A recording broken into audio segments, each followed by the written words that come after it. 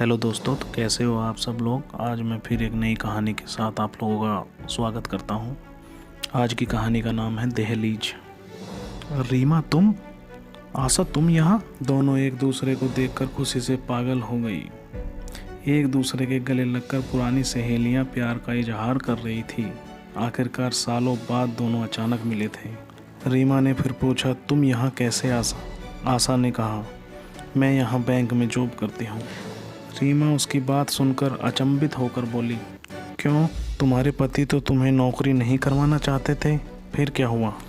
हाँ रीमा, पर अब मैं वहाँ नहीं रहती। आशा ने बात को घुमाते हुए बोला, मगर क्यों, तुमने तो बड़ी तारीफ़ की थी आकाश की जब तुम्हारी शादी के 1 साल बाद हम मिले थे, लेकिन फिर ये।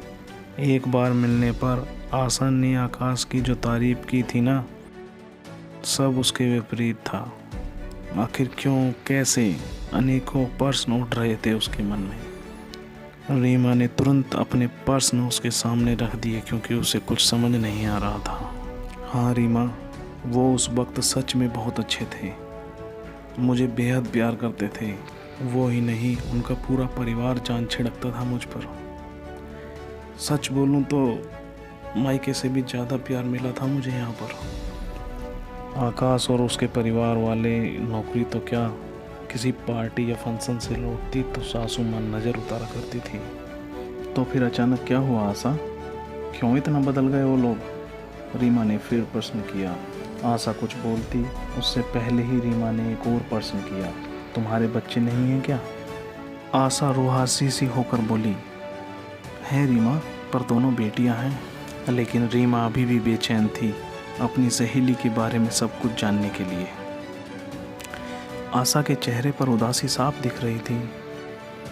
रीमा पास के रेस्टोरेंट में उसे ले गई, उसे पानी पिलाया और 2 कॉफ़ी ऑर्डर की। आशा अपनी सहेली से बात करके कुछ हल्का महसूस कर रही थी। जो दर्द तकलीफ उसने किसी को नहीं कहा, वो सब आज खुलकर रीमा को कह देना चाहती थी। कॉफ़ी पीते पीते उसने रीमा की ओर देखा। रीमा की आंखों में उसे प्रश्न खुद ब खुद नजर आया, जैसे वो पूछ रही हो, आगे क्या हुआ आशा, बताओ। आशा तुरंत बोल पड़ी, मेरी पहली बेटी के होते ही आकाश और उसके परिवार वालों का रुख बदल सा गया। दूसरी बेटी हुई तब मुझे कोसने लगे, पर मैंने कोई प्रतिक्रिया नहीं दी। मगर आकाश अब देर रात तक घर आने लगे। न पहले सा प्यार, न बेटियों को कभी गोद में खिलाना।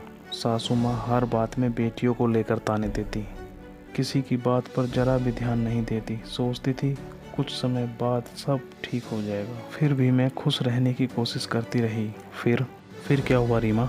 आशा ने गहरी सांस ली और बोली, उस दिन मेरे भैया का जन्मदिन था, उन्होंने बुलाया था। मैंने आकाश को चलने के लिए कहा, उन्होंने किसी काम का बहाना किया और मुझे अपनी बेटियों के साथ जाने के लिए कहा। उससे पहले कभी ऐसा नहीं हुआ था। वो हरदम मेरे साथ जाया करते थे, चाहे मुझसे या मेरी बेटियों से नफरत करते थे। खैर, मैं दोनों को लेकर भाई के घर चली गई।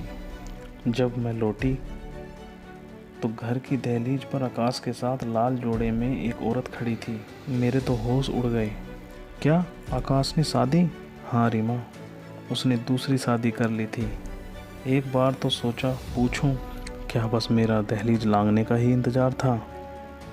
आकाश ने इतना बड़ा कदम उठा लिया। आशा और तूने कुछ। आशा ने फिर रीमा की बात काटी और बोली, कोई फ़ायदा नहीं था बहस करने का रीमा, इसलिए बिना क्यों क्या का प्रश्न किए मैं वहाँ एक पल न टिकी। बिल्कुल नहीं गिड़गिड़ाई उन लोगों के सामने। हिम्मत रखकर चल दी पुलिस थाने। उसके और उसके परिवार वालों के खिलाफ रिपोर्ट लिखवाई। अच्छा किया आशा। फिर तू और बच्चे मायके। ना ना ना, मायके की दहलीज पर कदम रखकर उन पर बोझ नहीं बनना था मुझे रीमा। मैंने एक कमरा लेकर पहले तो 2-3 घर में ट्यूशन पढ़ाने लगी और नौकरी ढूंढती रही।